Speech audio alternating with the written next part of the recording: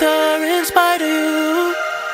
You did some things that you regret, still right for you. 'Cause this house is not